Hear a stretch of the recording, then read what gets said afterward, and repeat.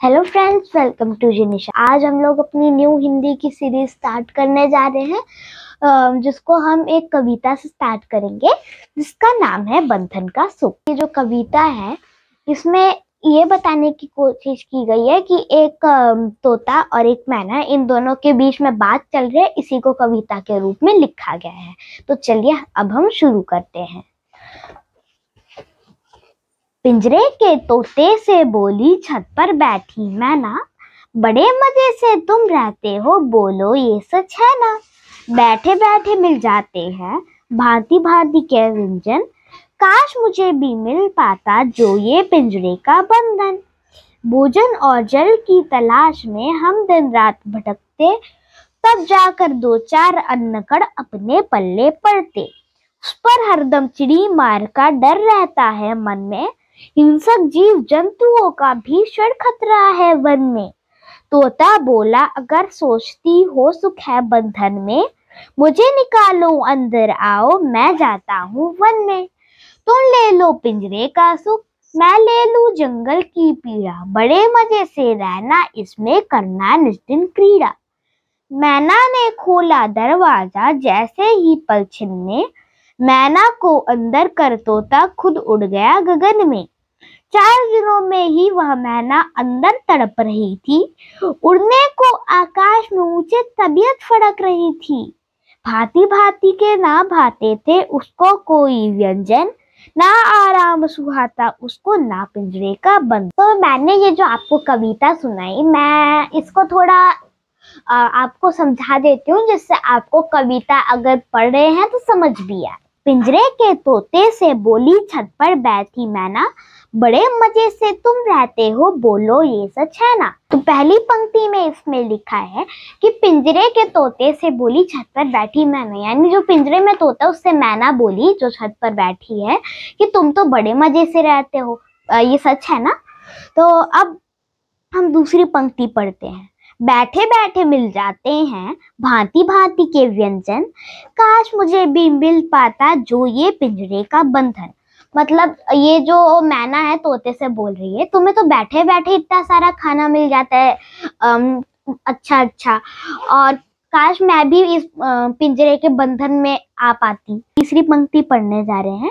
भोजन और जल की तलाश में हम दिन रात भटकते, तब जाकर दो चार अन्न कण अपने पल्ले पड़ते। यानी ये कह रही है कि हम तो पूरे जंगल में दिन रात भटकते हैं भोजन और जल की तलाश में, फिर जाकर दो चार अन्न कण मतलब अन्न के दाने, यानी अनाज के दाने मिलते हैं, और अनाज के दाने वही दो चार पूरे दिन में मिलते हैं हमको, थोड़ा सा पानी मिलता है। उस पर हरदम चिड़ी मार का डर रहता है मन में, हिंसक जीव जंतुओं का भीषण खतरा है वन में। अब इसमें कह रहा है, अब मैना बोल रही है कि अब उसमें भी हमको चिड़ी मार का डर लगा रहता है। कि चिड़ी मार का मतलब होता है चिड़िया पकड़ने वाला, चिड़िया मारने वाला, जो चिड़ियों को पकड़ता है, मारता है या तो बेच देता है, तो उनका भी डर रहता है। और जो जंगल में जो जंगली जीव जंतु है वो सब उनको खा ना जाए, तो उसका भी डर रहता है। अगर आप तोता बोल रहा है, तोता बोला अगर सोचती हो सुख है बंधन में, मुझे निकालो अंदर आओ, मैं जाता हूँ वन में। फिर तोता बोलता है कि अगर तुम्हें ऐसा लगता है कि बंधन में सुख है, तो तुम मुझे निकालो, और तुम मुझे निकालो, मैं अंदर आता हूँ, और तुम चले जाओ पिंजरे में, मैं चला जाता हूँ वन में। छठवीं पंक्ति है, वो भी तोता ही बोल रहा है। तुम ले लो पिंजरे का सुख, मैं ले लूं जंगल की पीड़ा, बड़े मजे से रहना इसमें करना निस्दिन क्रीड़ा।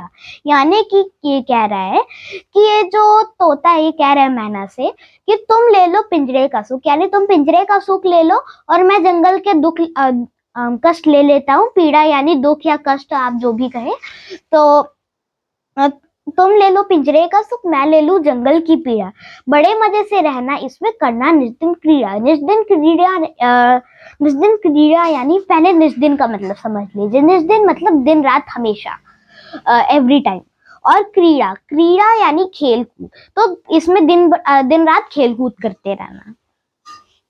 अब ये बता रहा है कि मैना ने खोला दरवाजा, जैसे ही पल छिन में मैना को अंदर कर तोता खुद उड़ गया गगन में। यानी कि मैना ने जैसे ही दरवाजा खोला थोड़ी देर में, तो उसको तोता मैना को अंदर करके खुद उड़ गया गगन में। गगन यानी आकाश में उड़ गया। अब 4 दिनों में ही वह मैना अंदर तड़प रही थी, उड़ने को आकाश में ऊंचे तबीयत फड़क रही थी। अब उसे जाके लगता है कि मैं क्यों इस पिंजड़े में आ गई। तब उसे लगता है कि अब उसको ऐसा लगने लगा कि वो कैद हो गई, उसे जो उसने सुख सोचा था उसे वो मिल नहीं रहा है, और उसे 2-4 दिन में ही आकाश में ऊंचे उड़ने को मन कर रहा था, पर वो उड़ नहीं सकते क्योंकि वो तो पिंजड़े में बंद है।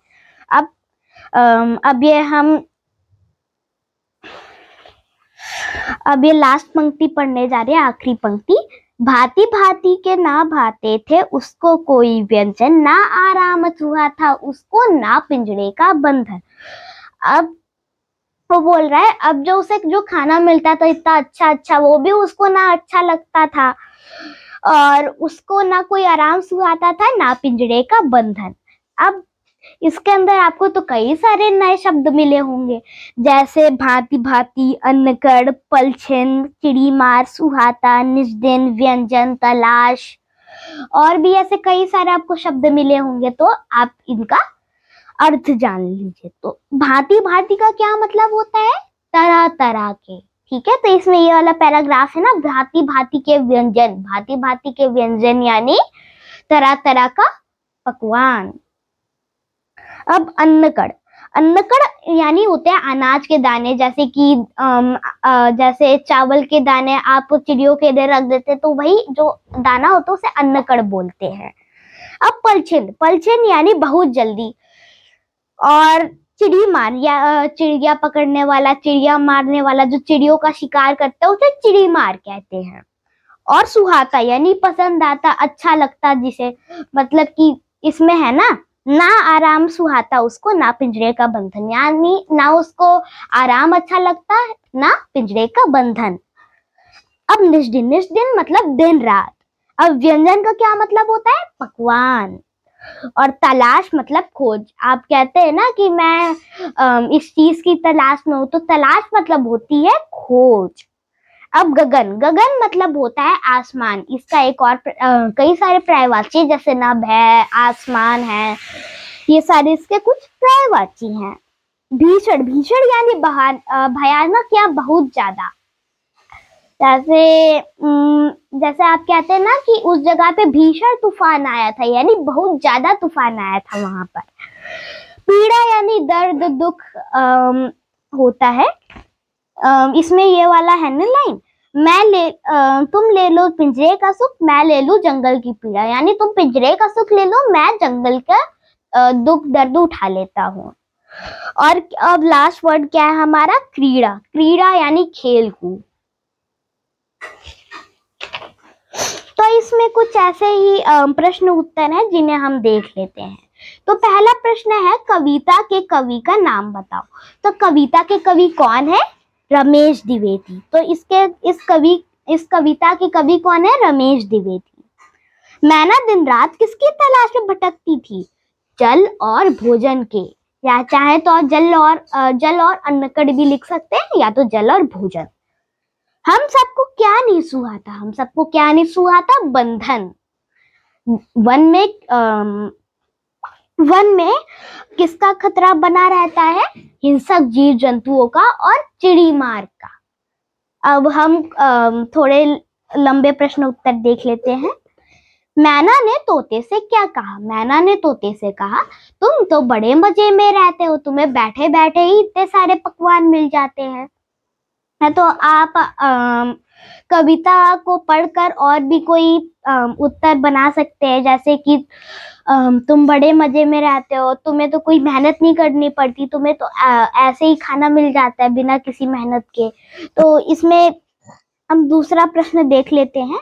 मैना के अनुसार वन में रहने वाले पक्षियों के क्या क्या कष्ट उठाने पड़ते थे। तो इसका आप उत्तर बता सकते हैं कि मैना के अनुसार वन के रहने वाले जीव जंतुओं को दिन रात जल और भोजन की तलाश भटकना पड़ता है, और वन में हिंसक जीव जंतुओं का भी भीषण खतरा है। तोता खुशी खुशी सुख छोड़ने को क्यों तैयार हो गया। तोता बंधन मुक्त होना चाहता था और वो अपनी उड़ने की स्वतंत्रता पुनः प्राप्त करना चाहता था। अब इसका लास्ट प्रश्न है, इस कविता से आपने क्या सीखा। तो आप लिख सकते हैं, कई सारे लोगों ने अलग अलग सीख ली होगी, तो मैं आपको उसमें से एक बता देती हूँ कि आपको चाहे कितना ही सुख चाहे आपको कितना ही आराम मिल जाए, व्यंजन मिल जाए, पकवान मिल जाए, पर बंधन हमें कभी अच्छा नहीं लगता। जैसे आपको अगर बंद कर दिया जाए एक कमरे में और आपको सारा आराम खाना मिल रहा है, पर तब भी आपको अच्छा नहीं लगेगा ना, क्योंकि आपको बाहर कहीं घूमने की स्वतंत्रता नहीं है और आप कहीं भी आराम से अच्छे से घूम नहीं पाते हैं। तो ये तो हमको बुरा लगता है ना, हमें क्या नहीं सुहाता, बंधन। तो ये इस कविता की एक सीख हो सकती है। अब इसमें एक और प्रश्न है, सही उत्तर पर सही का चिन्ह लगाओ। तो पिंजरे में बैठे बैठे क्या मिल जाता है, आदेश, व्यंजन या दंड। व्यंजन। पिंजरे में मैना तड़प उठी। कितने दिनों बाद पिंजरे में मैना तड़प उठी। 3 दिन, 2 दिन या 4 दिन। 4 दिन। मैना के मन में डर है चिड़ी मार और हिंसक जीव जंतुओं का, शेर और मगरमच्छ का, भोजन और जल का। तो मैना के मन में किसका डर है, चिड़ी मार और हिंसक जीव जंतुओं का। तो ये हमारा एक और प्रश्न हो गया जिसके अंदर हमें सही उत्तर के ऊपर सही का चिन्ह लगाना था। अब इसमें कविता की पंक्तियां पूरी करनी है। अब 4 दिनों में, अब इसके बाद ब्लैंक छोड़ा हुआ है, तो इसमें क्या होगा, 4 दिनों में ही वह मैना अंदर तड़प रही थी, उड़ने को आकाश में ऊंचे तबीयत फड़क रही थी। अब इसमें कुछ भाषा की बातें दी हुई है जिससे आपका थोड़ा जो व्याकरण है वो भी आपका तैयार हो सके। तो दिए गए शब्दों के समानार्थी शब्द समानार्थी शब्दों से खाली स्थान भरें। त्योहार पर माँ ने बहुत सारे स्वादिष्ट डैश बनाए। अब यहाँ पे व्यंजन दिया हुआ है, तो व्यंजन का समानार्थी और क्या हो सकता है, पकवान या भोजन भी लिख सकते हैं। चोट लगने से मोहित को डैश हो रहा था, पीड़ा। पीड़ा का समानार्थी क्या होता है, दुख या दर्द, तो यहाँ पे हो जाएगा दर्द। मीना और श्याम दिन भर डैश में लगे रहते हैं, खेल कूद। तो इसमें खेल कूद दिया हुआ है, तो इसका और क्या समानार्थी हो सकता है, क्रीड़ा।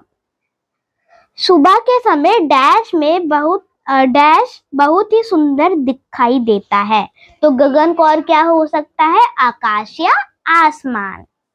अब इसमें जो कुछ शब्द दिए हैं उनके अनेकार्थी शब्द लिखने हैं, यानी जिनका सेम वर्ड हो पर अलग अलग सेंस में उनका यूज होता हो। तो जैसे यहाँ पे कर है, तो कर का मतलब हाथ भी होता है और टैक्स होता है। और जल का मतलब पानी या जलना होता है। ये दो इन्हें अनेकार्थी शब्द कहते हैं, जिनका मतलब वो बोलने या सुनने में आपको एक जैसे लगेंगे पर उनका अर्थ अलग अलग होता है। जैसे इसमें था जल यानी पानी, और एक होता है जलना। तो सुनने में तो एक जैसे है पर इनका अर्थ अलग अलग है। अब क्या है लास्ट, पत्र पत्ता होता है या तो चिट्ठी। तो आज हमारा ये चैप्टर था, ये खत्म हुआ, जिसका नाम था बंधन का सुख। अब हम अगली कक्षा में और किसी दूसरी कविता या कहानी के साथ आएंगे।